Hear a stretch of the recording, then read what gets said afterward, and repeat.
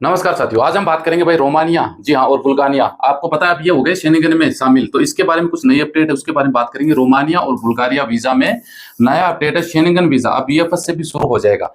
अगर आप जाना चाहते हैं रोमानिया या बुल्गारिया, या एक ये भी होता है कि भैया इन देशों के थ्रू आप यूरोप देशों में घुसने की कोशिश करते हैं, ऐसा एजेंट भी आप लोगों को बताते रहते होंगे। इस पे हम बात करने वाले हैं, वीडियो पूरा देखिएगा। सवाल है तो कमेंट कर दीजिएगा, चैनल सब्सक्राइब करके रख लीजिएगा, वरना तुक्के से तो हम मिलते रहते हैं। तो चलिए शुरुआत कर लेते हैं। यहाँ पे देख सकते हैं भाई साहब, ये बुल्गारिया, जी हाँ, अप्लाई न्यू वीजा रूल है ना, देख सकते हैं आपको। शेंगेन कंट्री में शामिल होने के बाद में कुछ से नया अप्रैल उन्होंने लागू कर दिया। 5 अप्रैल 2024 का न्यूज है। इधर देख लेते हैं, travellers from 1230 countries need visa to transit Romania. जी हाँ, मार्च 31 की ये न्यूज है। ये है 4 अप्रैल की, 3 अप्रैल 2024 की न्यूज है। यानी दोनों देशों ने कुछ नियमों में बदलाव किए हैं। आपको पता है रोमानिया और बुल्गारिया पिछले 13 साल से कोशिश करने के बाद में 31 मार्च 2024 को शेंगेन में शामिल हो गए। अब जो इन देशों में रहते हैं, उन दोनों देशों के बारे में बात करेंगे, क्या नियमों में बदलाव हुआ है। इन देशों में रहते हैं वो ऑटोमेटिक यूरोप में शामिल हो गए। अब यूरोप में रहना ही उनको माना जाएगा। पहले क्या होता था, मान लो कि लोग जो यूरोप देशों में जाते थे ना, जैसे माल्टा, पोलैंड, अलग अलग जर्मनी, कोई भी देश हो सकते हैं यूरोप के, उन देशों में विजिट वीजा में चले गए। तो उनमें आपको पता है, कोई किसी देश में 3 महीने आप रुक सकते हैं, किसी देश में 6 महीने रुक सकते हैं।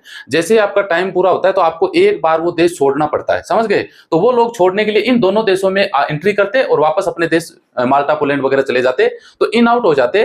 लेकिन अब उनके लिए दिक्कत यह है कि इन देशों में वो नहीं जा सकते, दूसरे देशों की तलाश करना पड़ेगा। दूसरी बात, रोमानिया ने ये बोला भाई साहब कि कुछ ऐसे देश हैं जो हमारे देश के थ्रू अगर किसी दूसरे देश में जाते हैं, हमारे देश में स्टे लेते हैं, तो उनको ट्रांजिट वीजा अप्लाई करना पड़ेगा। पहले इन चीजों की जरूरत नहीं थी।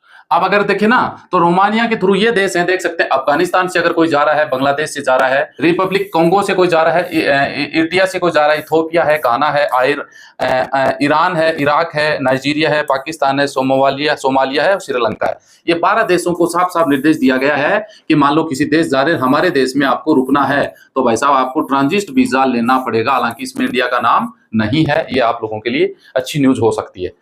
तो रोमानिया ने ये घोषणा कर दी। आप देखिए, यूरोप में आए, धीरे धीरे बहुत सारे बदलाव होंगे। साथ में बुल्गारिया ने भी बहुत सारे बदलाव किए हैं।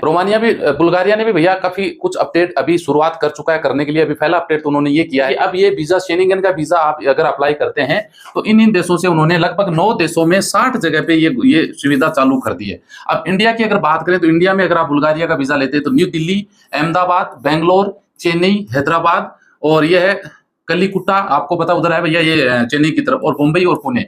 लगभग 1 2 3 4 5 6 7 8, यानी इतनी 8 जगह से आप बुल्गारिया का वीएफएस के द्वारा वीजा करवा सकते हैं। सबसे बड़ी बात यह है कि इन्होंने वीएफएस को हायर कर लिया है। अब बुल्गारिया का वीजा वीएफएस के थ्रू ले सकते हैं, क्योंकि ये शेंगेन यूरोप में शामिल हो चुका है। आपको पता है 180 दिन का मान लो आपको वीजा मिलता है, 6 महीने का। 6 महीने के अंदर आपको इन देशों का मान लो आप वीजा लेते हैं, 3 महीने ही उस देश में रुक सकते हैं। 3 महीने के बाद वो देश छोड़ना पड़ता है। चाहे आप 2 दिन के लिए दूसरे देश चले जाओ, फिर वापस आ जाओ, 3 महीने रुक सकते हैं। तो ऐसा कुछ बुल्गारिया ने कुछ अपने अपडेट किए हैं। फिलहाल तो यही अपडेट है, आगे भी बहुत सारे अपडेट इन देशों के आने वाले हैं। बुल्गारिया, रोमानिया के नाम से बहुत ज्यादा फ्रॉड, फर्जीवाड़ा भी होने वाला है, क्योंकि यूरोप में शामिल हो गए ना, रेट इनकी बढ़ जाएगी। अभी रोमानिया में 2-1 लाख रुपए में बंदा वर्क परमिट मिल जाता है, बुल्गारिया भी सेम है। अभी ये मान के चलो जस्ट डबल चार्ज हो जाएगा भाई साहब, जबकि खर्चा तो वही है, लेन देन तो वही है। यूरोप के नाम से पैसा एजेंट आपसे लेंगे, तो इनसे आपको थोड़ा सा गौर करने की जरूरत है। कुछ अपडेट आएगी तो बताएंगे। मिलते हैं नेक्स्ट वीडियो में अच्छी जानकारी के साथ। जय हिंद, जय भारत।